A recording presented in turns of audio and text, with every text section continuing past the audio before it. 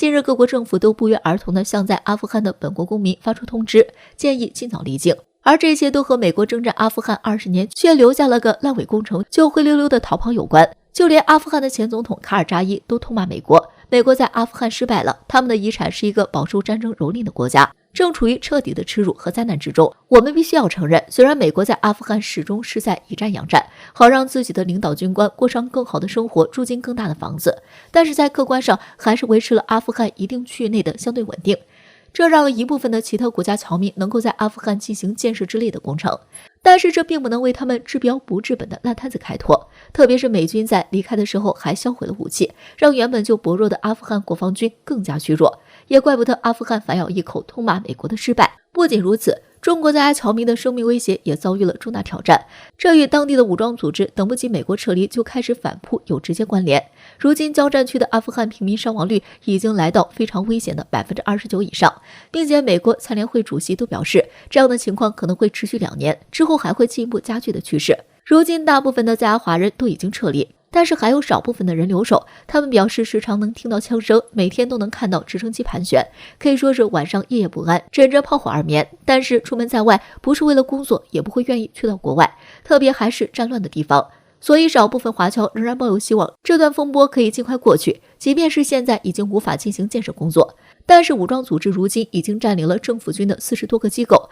甚至有26个军事基地直接向其投降。在美军不断减员的情况下，除了首都周边的地区可能还能保证相对的稳定，其他的地区政府军恐怕都已经无力反抗。所以虽然五谷是人之所需，但是生命仍然要放在首位，还是希望在阿援建的侨民珍重并且尽快回国。至于美国打了20年的仗，却只留下了这样一副烂摊子，不由得让人怀疑他们是不是故意的，好让周围的国家都陷入一定程度的边缘焦虑，绝对对不起他们平时喜欢说的负责任的大国的形象。事情已经走到了这步田地，或许联合国的维和部队应该出手，帮助维持当地的局势稳定，并且协助各国侨民有序撤离。或许中国应该尝试介入，作为一个就在阿富汗边境的国家，由我们来调停双边的矛盾，力求更好的发展，而不是像现在一样以人民的生命为代价，实现自己的政治意图。这句话当然也送给美国。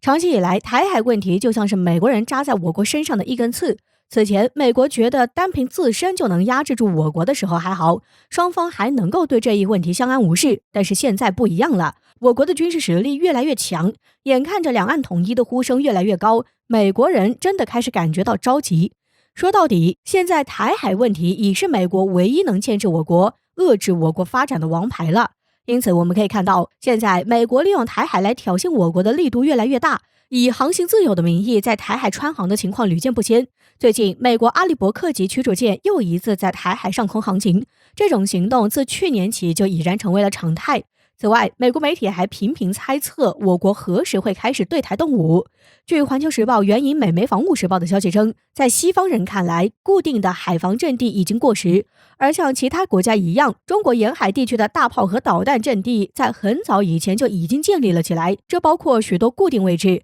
但最近，西方观察家发现中国开始部署新一代岸舰导弹，中国正在用低成本来实现强大的抗登陆能力，这种能力很难让人不去联想其他。毫无疑问，这样的能力就是为了阻止敌人对中国本土的反攻，而这一切将在2年内完成，这将不排除中国将会在这2年内完成两岸统一。从美媒这番话中不难看出，我国现在做什么都要跟台海问题扯上关系，但这种低成本的抗登陆能力已被我军实现的主要目的，真的仅仅是为了台海吗？要知道，我国还在大量的更新岸舰导弹，是因为我国和俄罗斯一样，超长的海岸线长，导致海疆防御根本就离不开岸舰导弹。我国对于岸舰导弹的研究，从仿制到自主研发的转变经历了半个多世纪，目前已达到世界一流水平。尤其是鹰击62导弹，打击范围广，机动性强，射程远，现已大量服役，成为我国海上防御作战的主力军。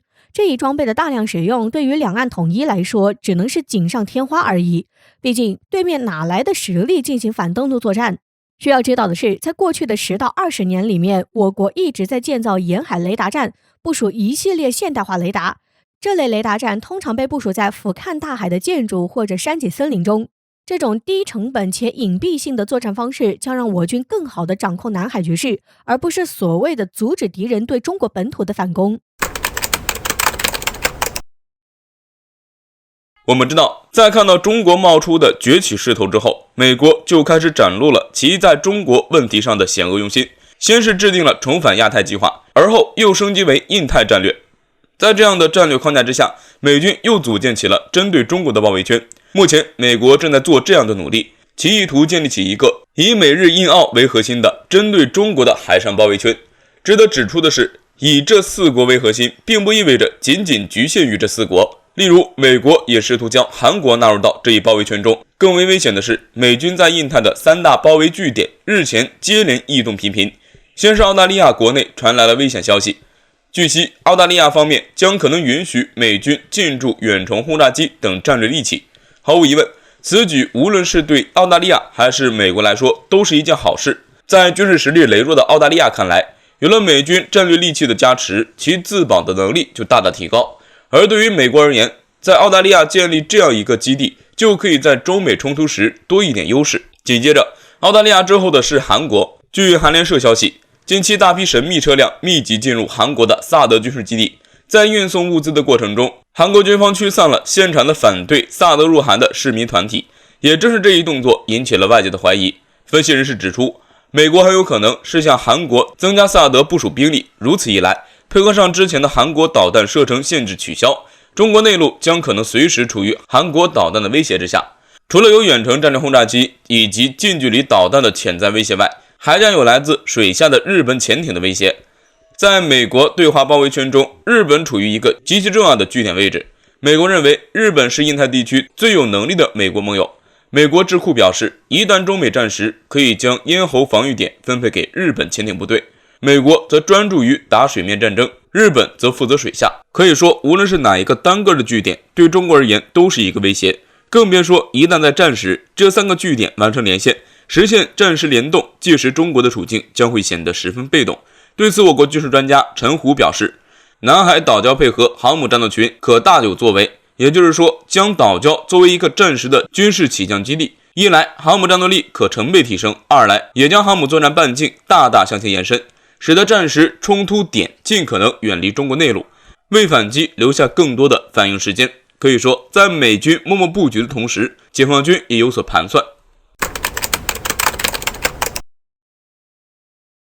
日前，英国和俄罗斯在黑海海域内的交锋成为了国际上关注的重点。在俄罗斯实弹贴脸警告驱逐英国皇家海军舰艇后，这一事件还远远没有结束。俄罗斯目前正打算就英舰挑衅事件召见英国驻俄大使，而英国方面则对于是否受到俄罗斯警告一事表示否认。让人意外的是，就当外界纷纷将焦点放在英俄两国时，中国却意外成为了众矢之的。这究竟是怎么一回事？英国卫报不经意的一句话似乎透露出了很大的玄机。对于该次事件，其是这样分析的：英国驱逐舰在黑海附近的航行活动也有几率是为应对中国对伊丽莎白女王号航母抵近南海的反应提前做测试。也就是说，这次英国的目的很可能不是俄罗斯，而是中国。结合此前传出的消息来看，这样的分析并非没有道理。早在很久之前，英国方面就派遣航母来南海配合美军自由航行的计划。一方面，这是英国作为小弟向美国老大哥表忠心的机会，而另一方面，染指印太也是为满足英国的野心。尽管现在的英国皇家海军的没落之势已是既定事实，但是英国却仍然抱有光复日不落帝国荣光的野心。在他们看来，派遣军舰来印太就是恢复荣光的重要一步。与在黑海挑衅举动相对应的是，英国伊丽莎白女王号航母在地中海东部的战术动作。据最新的消息显示，正在进行环球航行，实为加大在印太军事存在的英国伊丽莎白女王号航母日前参加了首次实战。根据美国海军协会网站的具体报道可知，英国和美国两国的 F-35B 战斗机共同从航母甲板上起飞，并打击了伊拉克境内的 ISIS 残余势力。在英国航母即将前往南海进行军事挑衅活动之时，英美这样的实战行动似乎传递了一个别样的信号，也即英国的伊丽莎白女王号航母协同 F-35战斗机形成的战斗力可以投放到世界任何地方的战斗中去。言外之意自然也包括在中国周边。如果结合英国在黑海以及地中海的两大战术动作来看，英国实则是在为南海挑衅试水的说法似乎是有一定的依据。如果真是这样，那么英国的真实用心可谓是十分险恶了。不过还是那句话，朋友来了有好酒，豺狼来了有猎枪，现在也是时候重建中国的战略威慑力了。试问无法反导的英国航母一旦踩上中国红线，能躲过中国东风快递的攻击吗？